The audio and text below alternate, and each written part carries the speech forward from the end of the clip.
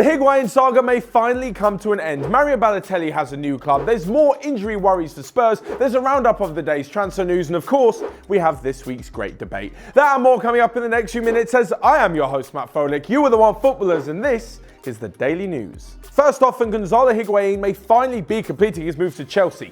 Finally! That means I don't have to talk about it anymore because it seems to have dragged on forever. Yesterday, Higuain was spotted at a London airport ahead of his medical with Chelsea today in order to complete a loan deal to the Blues. This will be until the summer with the extension offering another 12 months. As for AC Milan, well, this means that they can go ahead and complete the deal of Krzysztof Piątek, the Polish forward who currently plays for Genoa.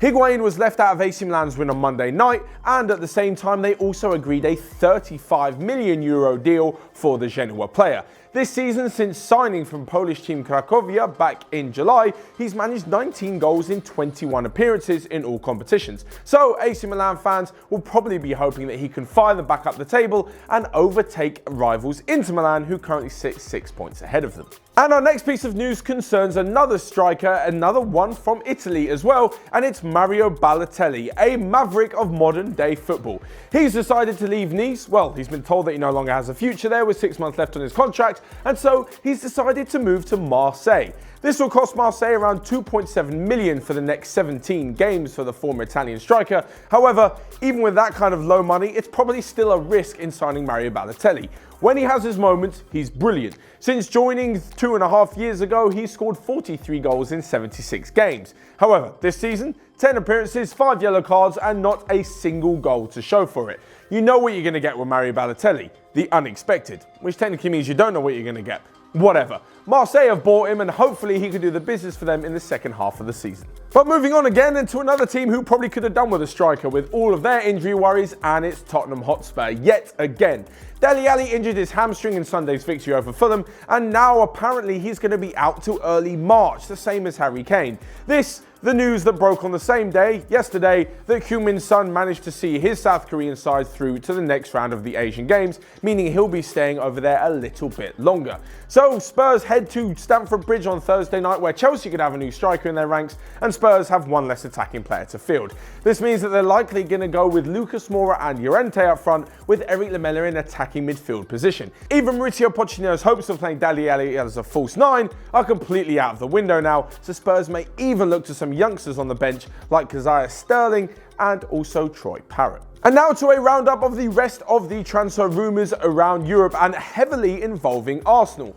Apparently, if they can sign either James Rodriguez or Denis Suarez on loan, they'll allow Aaron Ramsey to leave for Juventus this month rather than waiting until the end of the season. Alongside this, Real Madrid are lining up a £90 million move for Paulo Dybala in the summer. Manchester United have said that Eric Bailly, the Arsenal target, is going absolutely nowhere, and Dortmund could make a late January swoop for Crystal Palace's Wilfried Zaha. And next up, because it's Wednesday, we have this week's great debate. This is where all of our people over in the One Football newsroom pose a question to all of you guys. Of course, you can see their and my answer in the app, but for you guys in the comments section, they and I want to know what has been the biggest disappointment for you this season. This could be a player, a team, a league, anything. For me, the thing that's been the most disappointing is that there's been no challengers to the top 6 in the Premier League. This season, Bournemouth started pretty well, but their form faded, and last season, Burnley had a pretty good shout of finishing 6th. However, they tailed off towards the end and ended up 9 points behind Arsenal.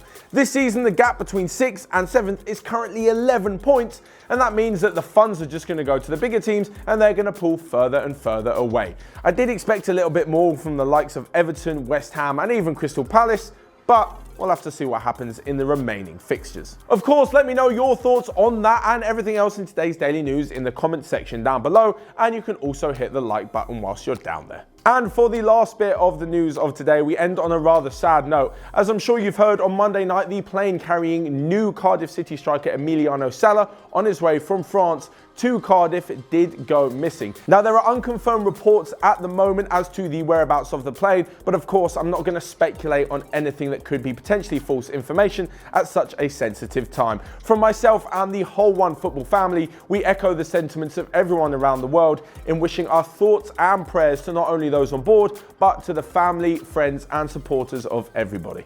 So that's all from me for today, guys. Thank you very much for watching, and I will see you again later.